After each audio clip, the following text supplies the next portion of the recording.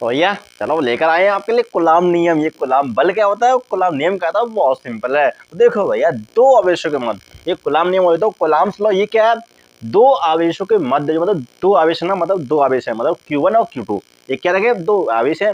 अब आवेश कैसे होने चाहिए, आपके आवेश होने चाहिए स्थिर और बिंदु, मतलब एक जगह रखे होने चाहिए, और बिंदु आवेश होने मतलब पॉइंट चार्ज होने चाहिए। Okay boss. तो भैया और आर दूरी पर ये रखे हुए हैं, तो इनके बीच कोई फोर्स लगता है, उस फोर्स को बोलते हैं कूलाम लॉ, मतलब कूलाम बल, है ना। अब इसका मतलब परिमाण क्या होगा, तो सुनो भैया बता दें कान में। तो देखो भैया, बात कुछ ऐसी है, इनके बीच दो आवेशों के मध्य लगने वाला बल वो होता है समानुपाती होता है, मतलब डायरेक्टली प्रोपोर्शनल होता है दोनों आवेशों के गुणनफल के। जैसे Q1 Q2 इनका गुणनफल समानुपाती होगा, मतलब जो लगने वाला बल होगा इनके परिमाण मतलब जो गुणनफल होगा इनके समानुपाती होगा। ठीक है, इक्वेशन नंबर 1। तो भैया बात कुछ ऐसी है, अगर ये दूरी पर रखे हुए हैं तो जो इनके बीच लगने वाला बल होगा वो इनकी दूरी की वर्ग के व्युत्क्रमानुपाती क्रमानुपाती होगा, मतलब इनवर्सली प्रोपोर्शनल होगा वर्ग के। तो F inversely proportional R square. ठीक है भैया, बात कुछ ऐसी थी, इन दोनों को जमा के लेगा मतलब तो आपको मिलेगा, सॉल्व करोगे समानुपाती का चिन्ह हटेगा तो आपको मिलेगा F इजिकल टू स्मॉल के, ये आपका एक कांस्टेंट है, समानुपाती कांस्टेंट। ठीक है भैया, तो भैया बात कुछ ऐसी है, यहाँ से मिलेगा के Q1 Q2 upon are square. क्या मिलेगा, F इजिकल टू के Q1 Q2 upon are square, इसी को बोलते हैं कूलाम बल। अब बात करते हैं हमारे किसकी किसकी बात भैया, तो बात हमारी कुछ इसकी है, जो स्मॉल के है ना, स्मॉल के इसका मान क्या होगा, इसकी वैल्यू क्या होगी। तो भैया बात है हमारी, स्मॉल के की जो वैल्यू होगी वो मात्रक और माध्यम दोनों पर डिपेंड करती है। इस पर मात्रक और माध्यम दोनों पर डिपेंड करती है। अब भैया जब आपका मात्रक कैसा हो, ऐसा मतलब MKS हो, मात्रक कैसा हो MKS, और भैया आपका माध्यम हो वायु, मात्रक कैसा MKS हो तो SI, और इसमें आपकी जो बल है ना, मतलब फोर्स है, इसकी यूनिट क्या होती है, इसका मात्रक क्या होता है, इसका मात्रक होता है भैया न्यूटन। हाँ जी न्यूटन। तो भैया वायु में अगर आपका जो के का मान होगा, स्मॉल के का मान वो होता है 1/4 epsilon not, 1/4 pi epsilon not, और एप्सिलॉन नॉट होता है आपकी निर्वात में विद्युतशीलता। क्या बोलते हैं, निर्वात में विद्युतशीलता एप्सिलॉन नॉट। ठीक है भैया, 1/4 पाई एप्सिलॉन नॉट ये बराबर होता है 9 × 10⁹ के। ठीक है भैया, ओके। ठीक है, ये आपका वायु में मतलब जो आपका माध्यम कैसा हो वायु, और मात्रक हो आपका MKS, तो आपका के स्मॉल के की वैल्यू ये मिलने वाली है। ठीक है भैया, बात है आपकी माध्यम, फिर से माध्यम आ गया। अब भैया आपका माध्यम कैसा हो, मतलब कोई भी जिसमें कुछ भरा हुआ द्रव भरा हुआ है, द्रव कैसे, जैसे आपका पानी हुआ या कोई भी द्रव भरा हुआ है, और उनके बीच अगर आपका आवेश रखा हुआ है, उनमें अगर आवेश रखा हुआ है तो उसमें आपका जो स्मॉल के का मान होगा वो होगा 1/4 पाई एप्सिलॉन के। अब एप्सिलॉन क्या है, ये आपकी उस माध्यम की क्या है, विद्युतशीलता है, और जो के है ना, के कैपिटल के उसका परावैद्युतांक है। ये परावैद्युतांक जैसे धातुओं के लिए अनंत होता है, ऐसे ही आपका ये आपका एप्सिलॉन के होने वाला है। ठीक है भैया, बात कुछ क्लियर हुई। ठीक है, बात कुछ ऐसी है। अब आता है आपका मात्रक दूसरा, इसे बोलते हो सीजीएस। इसमें आपकी जो फोर्स है ना, फोर्स इसका जो मात्रक होता है वो होता है डाइन। क्या होता है, डाइन डाइन डाइन। ठीक है, तो ये आपको कमेंट सेक्शन में बताना है कि 1 न्यूटन इज इक्वल टू कितना डाइन होता है। ठीक है, तो भैया मात्रक जब सीजीएस हो और उसमें माध्यम हो आपका वायु, तो इसमें आपका स्मॉल के की जो वैल्यू होती है वो होती है कितनी, 1।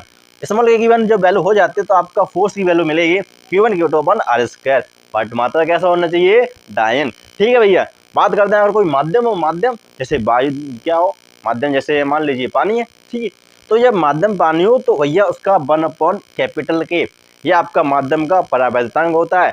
ठीक है भैया, माध्यम का परावैद्युतांक 1/K, तो यहाँ पर वैल्यू रखोगे तो 1/K Q1 Q2 upon are square आपको मिलने वाला है। ये आपका कूलाम लॉ होता है। ठीक है भैया, समझ गए।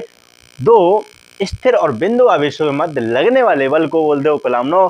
और या तो आपको पता है इसकी दिशा कैसे होगी, तो इसकी डायरेक्शन होती है, डायरेक्शन कैसी होती है, डायरेक्शन होती है पॉजिटिव से दूर की ओर, मतलब जैसे समझ नहीं कहना क्या चाहते हो। तो भैया सुनो, दो अगर आवेश पॉजिटिव पॉजिटिव मतलब समान परिमाण के आवेश हैं, मतलब समान प्रकृति के आवेश कैसे हैं, समान प्रकृति के, तो नहीं होगा प्रतिकर्षण का बल। सिंपल है भैया, जैसे आप चुंबक एक ही नॉर्थ नॉर्थ लाओगे तो क्या होता है, नॉर्थ नॉर्थ भैया रिपल्स मतलब दूर भागते हैं, और अगर आप पॉजिटिव नेगेटिव लाओगे तो पास आते हैं, तो सेम है भैया। पॉजिटिव पॉजिटिव जब चार्ज लाओगे या नेगेटिव नेगेटिव लाओगे तो इनकी भी जो फोर्स लगेगा वो लगेगा कैसा, रिपल्सन का, प्रतिकर्षण का। अगर आप इसमें पॉजिटिव और नेगेटिव ले आए तो इसमें होगा आकर्षण का, मतलब ये भी इधर और ये भी इधर, तो इसमें होगा आकर्षण का, ठीक है, अट्रैक्शन फोर्स। ये आपका अट्रैक्शन है, ये आपका रिपल्सन है, समझ गए। अगर आप सेम प्रकृति के लाओ, समान प्रकृति के लाओगे तो आपको बल में देखने को मिलेगा प्रकृति के साथ मतलब प्रतिकर्षण का, ठीक है। और आपको अगर विपरीत प्रकृति का आप लाते हो दो आवेशों को तो उनकी भी जो बल देखने को मिलने वाला है वो मिलेगा कौन सा, आकर्षण का, ठीक है। बात तो यार भैया ये तो था कूलाम नियम, ठीक है। अब कूलाम नियम के एक और पॉइंट हो जाता है कि कूलाम नियम जो कूलाम बल है ना, इसका वेक्टर फॉर्म भी बताइए। तो वेक्टर फॉर्म के लिए क्या करोगे, तो बहुत सिंपल है। देखो भैया, देखो ये आपका क्या है, एक तरह से वेक्टर फॉर्म बताने वाला है। कैसे बताओगे, तो देखो भैया ये आपकी क्या है, जीरो मतलब सेंटर, ठीक है, ओके बस, ठीक है। तो यहाँ पर भैया r1 दूरी पर, मतलब r1 दूरी पर जैसे आपका आवेश रखा है q1, क्या रखा है r1 दूरी पर, r वेक्टर दूरी पर क्या रखा है, मतलब इस सदिश है ना, तो इस पॉइंट पर रखा है आपका q1, ठीक है। और इसी से मतलब इस पॉइंट पर r2 दूरी पर, ठीक है, ये आपका क्या रखा है, ये क्या रखा है, यहाँ पर रखा है q2। तो इनके बीच मध्य लगने वाला जो बल होगा ना भैया, तो देखो क्या करेगा, तो सुनो होगा क्या, यहाँ पर बहुत सिंपल होने वाला है। देखो Q1 लगाएगा Q2 पर, ये किस तरफ, इस तरफ, मतलब इसको दूर भगाने की कोशिश करेगा, ठीक है। तो Q2 पर लगाना ना, तो ये कहलाएगा आपका F21 वेक्टर। लेकिन ये बात करते हैं डिस्टेंस क्या हो गई, तो आपकी ये लगाना ना इस तरफ, तो आपकी वैल्यू कौन सी, R21, ठीक है। R21 क्या होगा, ये वेक्टर मतलब ये सदिश है, ठीक है, ये एक अंक सदिश एक तरह से, ठीक है, ये आपका क्या लगेगा क्या, ठीक है। और बात है हमारी Q2, ये Q2 लगाया Q1 पर, तो ये क्या लगेगा आपका F12, क्योंकि 1 पर लगाया तो ये आपका कुछ इस तरह से कहलाएगा, ठीक है भैया। ये जा रहा है इस तरफ भगा रहा है इसको, और ये भगा रहा है इस तरफ। बस लिखना क्या है आपको, परिमाण लिखना है, मतलब परिमाण लिखना है इसका। तो कैसे लिखोगे, तो आप लिखोगे किस पर, इस पर लिखने वाले, तो F21 वेक्टर ये बराबर होगा किसके, ये होगा K Q1 Q2 upon R square. लेकिन यार R स्क्वायर कौन सा लिखोगे, R स्क्वायर, लेकिन यहाँ पर क्यूब लिखोगे, क्यों लिखोगे वो बताएंगे, ठीक है।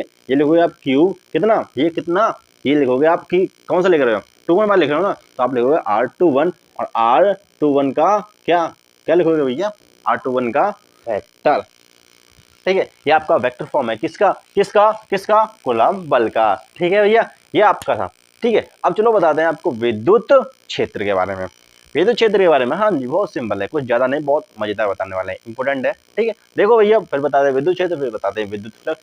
विद्युत क्षेत्र में विद्युत फ्लक्स तो बाद में आएगा, बट उससे भी पहले आपके आ जाएंगे कुछ पॉइंट। जैसे आपका बल आघूर्ण हुआ, फिर उसके मतलब घुमाने में जो किया गया कार्य, और फिर मतलब दो ध्रुव वगैरह सब आने वाले हैं, डोंट वरी, ठीक है। तो देखो भैया, तब तक बताते हैं आपको क्या क्या बताओगे भैया, बताएंगे, रुको जरा विद्युत क्षेत्र के बारे में।